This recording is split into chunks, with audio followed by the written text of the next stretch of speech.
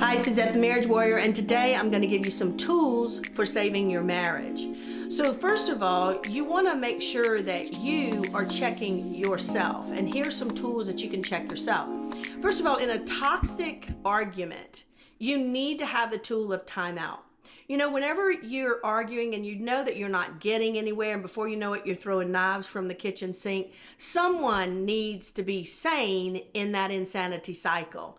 So it needs to be you. If you're learning about yourself and learning how to fix some things in yourself for your marriage, you can actually use the tool called timeout.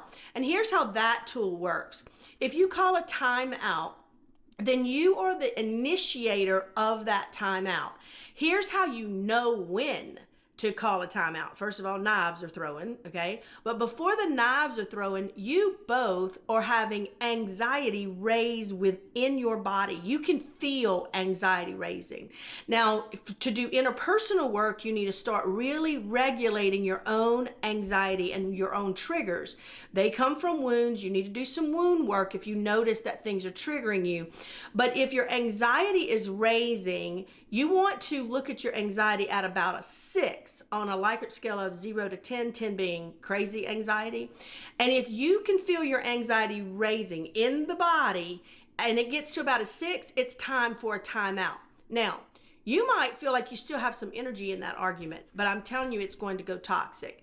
At 7 or 8, it's moving into a toxic cycle, and you're going to be part of it. But at about a 6, you can still regulate your emotions. You can still feel like you're a sane person and can talk sanely with your partner. So when you feel that anxiety raising at about a 6, call a time out. Now, if you are the initiator of the timeout, you need to realize that you just took power. It's no different than slamming the door or saying, I've had enough of this, or getting off and driving off, or going into the other room. You just took power away from the conversation. And then you leave that other person in a powerless situation. They don't know what to say. They don't know why you just walked off. And so if you're the initiator of the sane tool of, hey, I need to call a timeout, and that's what you need to say so that everybody knows what's happening. You also need to be responsible with that power. And the way that you're responsible is when you call the timeout at that moment of that 6 raising in anxiety scales, then you need to say when you want to talk about it again, when you want to reoccur this conversation.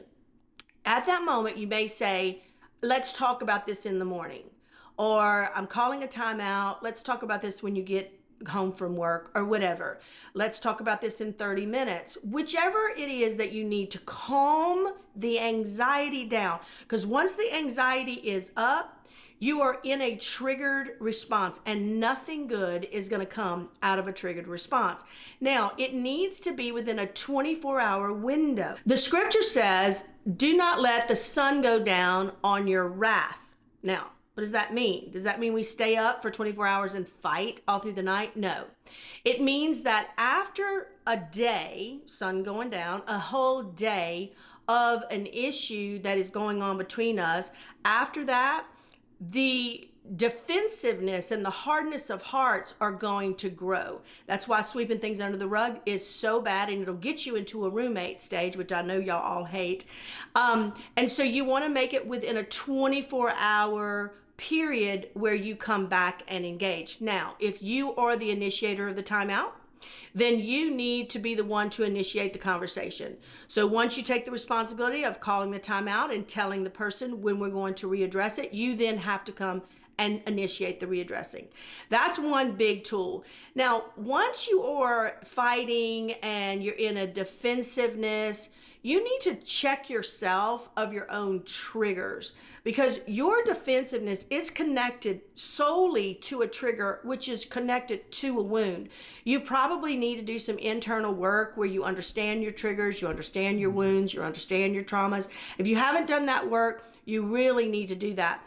But slashing each other up and down in order to win the argument is not going to do anything but break y'all's love that y'all do have. And it's the love that you want to concentrate on. You want to strengthen what remains, is what the scripture says. So when you're slashing each other, you're not strengthening what is there that's good. So you have to really protect that. The other thing is, a great tool is, if you know you need these timeouts and you know that you're not doing well regulating your emotions, you need to start doing some things for yourself and stop concentrating on the other person changing for you to get better. You need to realize, I am not in a joyous state. I am not content with myself. I'm constantly blaming this relationship and looking outside of myself into the relationship. What is going on with me? How much do I have in my life that stimulates me? How much do I have in my life that brings me joy and contentment? Because oftentimes you have lost yourself in focusing on the relationship, and you're not even viable in the contentment compartment. And if you notice, you're short with everybody. You're short with your kids, you're short with your husband, you're short with traffic, you're short because you're not doing the internal work to heal yourself. I hope these are good tools that'll help you go on. If you want more content, please subscribe to the channel.